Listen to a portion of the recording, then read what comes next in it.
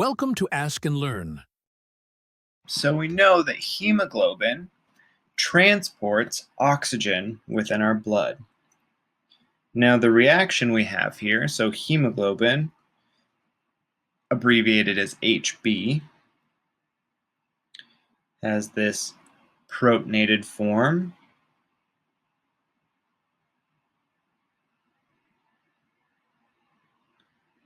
But then when we add oxygen,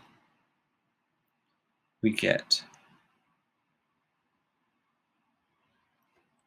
this oxygenated form.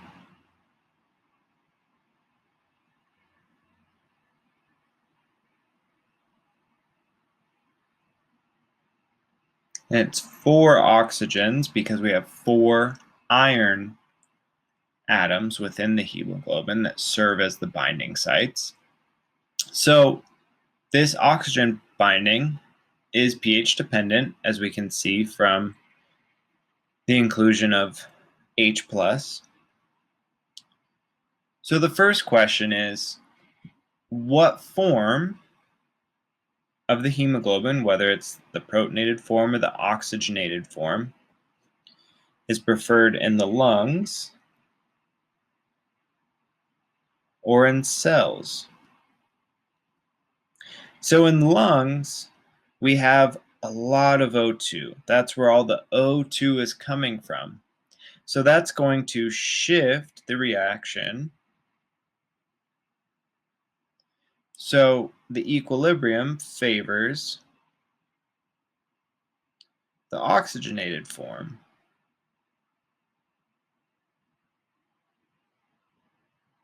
However, in cells, we're not going to have that oxygen.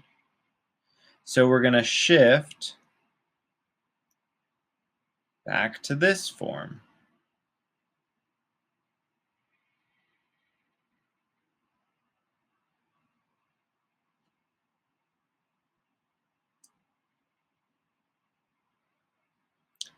So the next question asks us about when someone hyperventilates.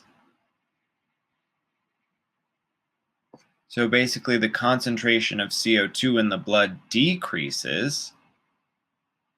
So how does this affect the oxygen binding equilibrium? Well, CO2, when it dissolves,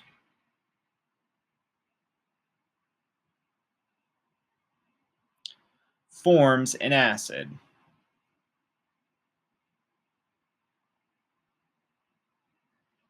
And that acid increases the number of protons, or increases the H+.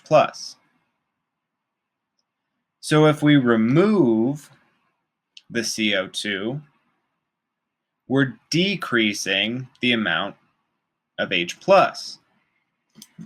So if we remove that CO2, we're basically shifting this original reaction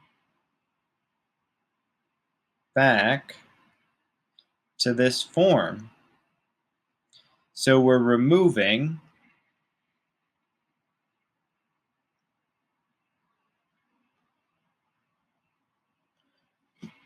we're shifting. I wrote that wrong. We're shifting, because we're removing this hydrogen, we're shifting to this form here. But this oxygen is stuck in the hemoglobin. So if there's too little H+, this oxygen can't actually be removed from the hemoglobin, and therefore the oxygen can't make it to the cells.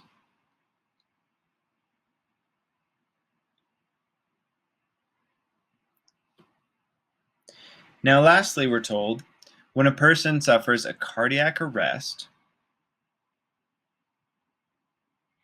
sodium bicarbonate is injected.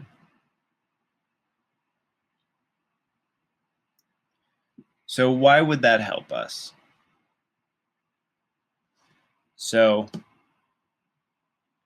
during a cardiac arrest, CO2 levels increase, meaning the pH of blood decreases. So when we add bicarbonate,